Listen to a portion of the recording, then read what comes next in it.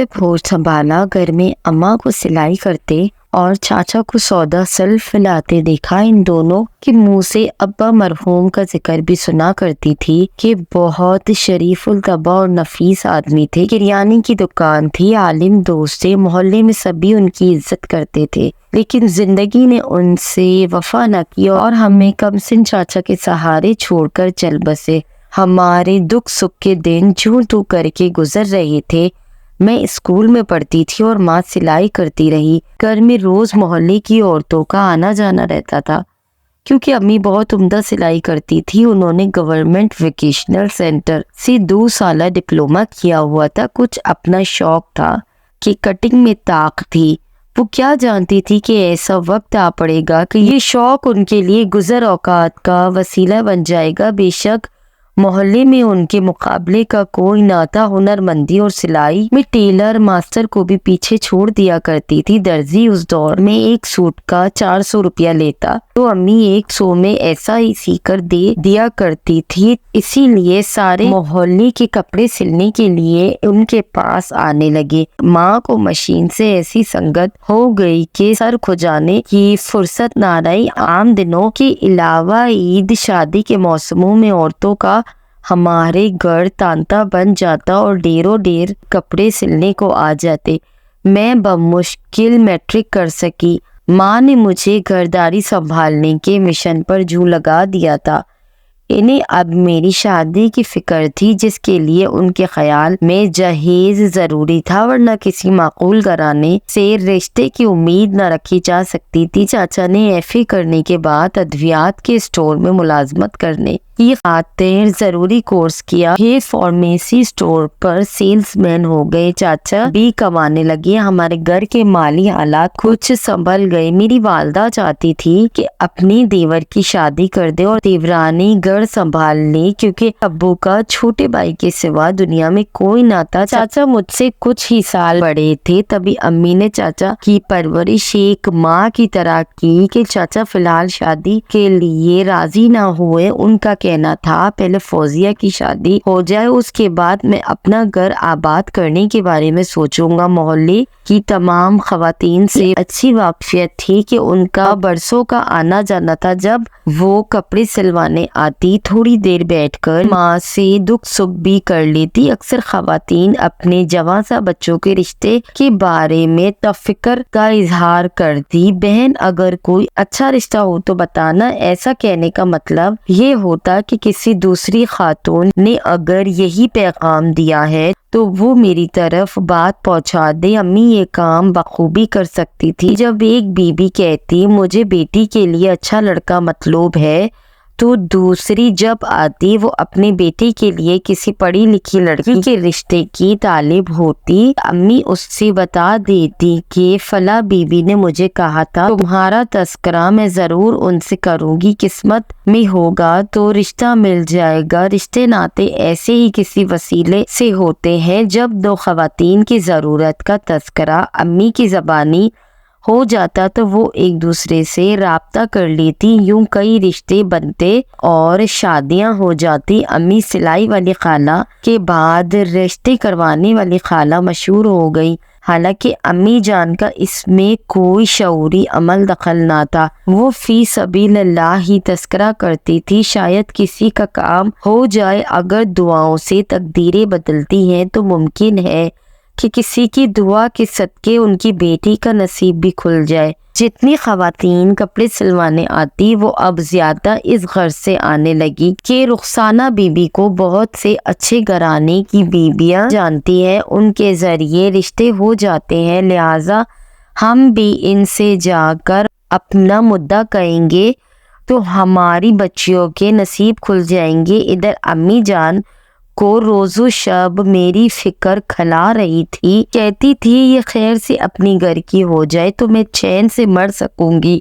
یوں ماں اور چاچو کسی رشتے کے انتظار میں روز جیتے اور روز مرتے رہے۔ والدہ کے توسط سے درجنوں لڑکیوں کے رشتے ہوئے، لیکن میرے لیے وہ نہ آیا جو مجھے ڈولی میں بٹھا کر اپنے گھر لے جاتا۔ والدہ ہر خاتون کو رشتہ بتا دیتی مگر اپنی بیٹی کے لیے زبان نہ کھلتی۔ انہیں لحاظ آتا تھا، سوچتی ضرور تھی کہ یہ رشتہ ڈھونڈتی پھرتی ہے، مجھ سے بار بار کہتی ہے کہ ہمارا بیٹا پڑھ لکھ گیا ہے، برسر روزگار ہے، اس کا بزنس ہے، یہ ہے وہ ہے، آخر انہیں میری بیٹی کیوں نظر نہیں آتی؟ غربت گھر کی باندھی ہو جائے تو اچھے رشتے بھی مشکل سے آتے ہیں۔ محلے والے کچھ امیر کبیر، کچھ کھاتے پیتے اور خوشحال لوگ تھے۔ اماں ہر کسی سے دکھ سکھ کرتی، جانے کتنے لڑکے پڑھ لکھ کر جوان ہو گئے، افسر بھی ہو گئے، لیکن یہ کسی نے نہ پوچھا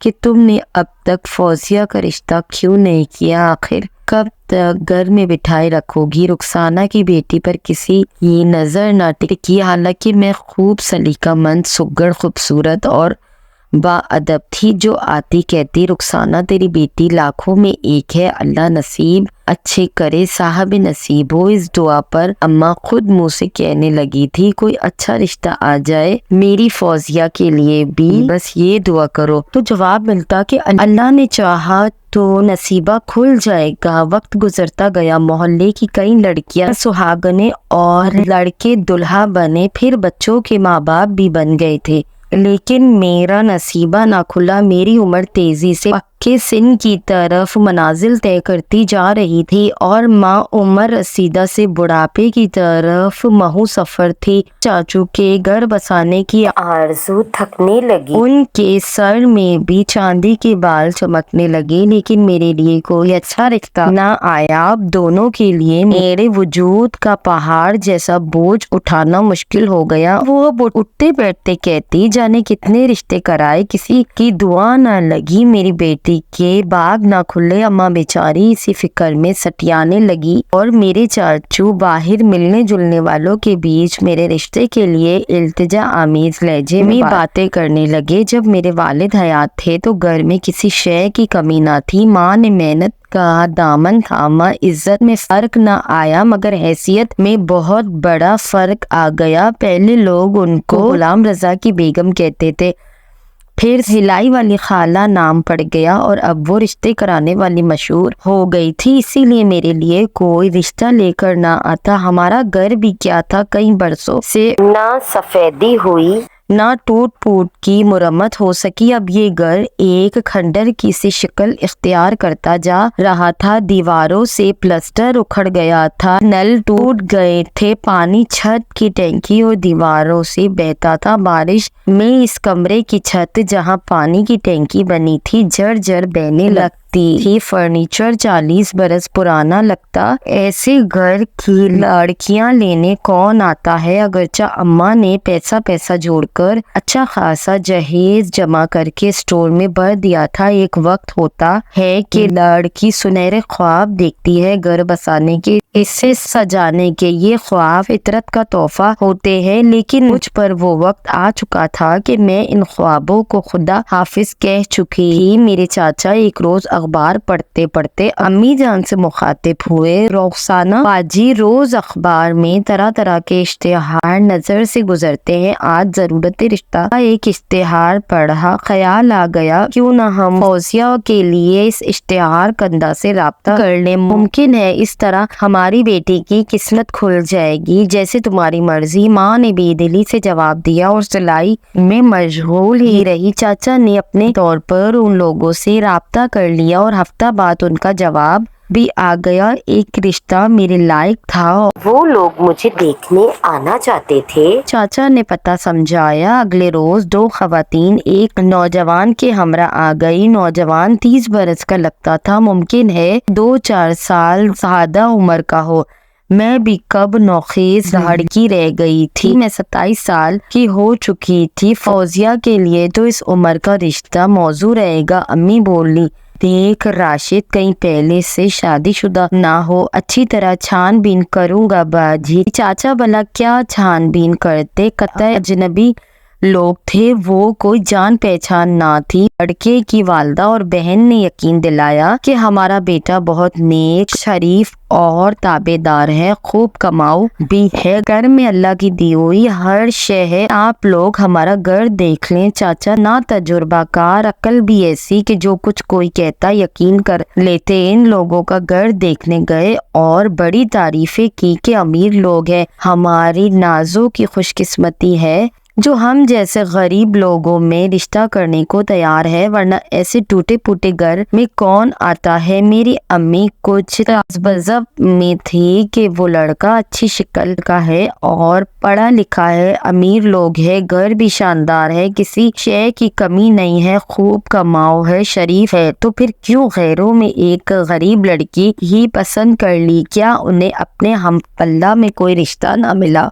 अरे रुखसाना बाजी, आप बहुत शकी हैं। अजीबो गरीब बातें सोचती है। भाई लोग सभी एक से नहीं होते। कुछ लोगों के नजदीक अमीरी गरीबी की तफरीक नापसंदीदा बात होती है। शराफत और लड़की का तौर तरीका, सीरत और सलीका उनके लिए अहमियत रखता है। हमारी फौजिया में क्या कमी है? उन्होंने एक नजर हमारी फौजिया को देखा और पसंद कर लिया, बस यही काफी है। बाजी ये रिश्ता मत ठुकराइएगा। बड़ी मुश्किल से फौजिया को बयाने की सबील निकली है। आज ये भी रद्द कर दिया, क्या खबर कि कल कोई दूसरा रिश्ता आए या ना आए।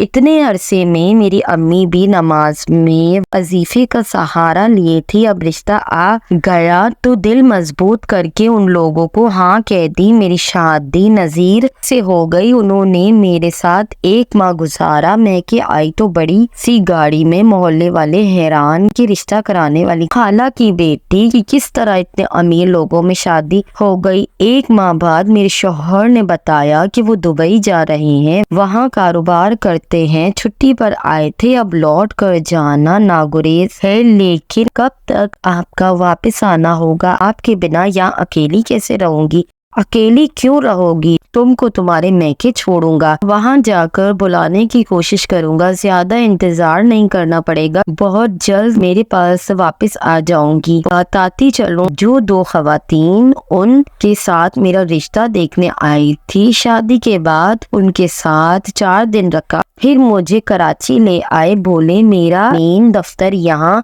है और एक फ्लैट भी है, तुम यहाँ रहोगी मेरे साथ। दुबई जाने लगे तो कहा कि एक दोस्त के घर छोड़कर जा रहा हूँ, वही तुमको मेरे पास दुबई पहुँचा देगा। तुम चाहो तो मैके जाकर रह लो, लेकिन खानेवाल काफी दूर है, सोच लो कि कहाँ रहना है। जहाँ आप मुनासिब समझे मैं वहीं रह लूंगी। मेरे ख्याल में तो फहीम के घर पर रहना बेहतर होगा, वो तुम्हारा पासपोर्ट जरूरी कागजात बनवाएगा और तुमको मेरे पास भिजवाने का बंदोबस्त करेगा। लाजिम है कि तुम कराची में मौजूद रहो।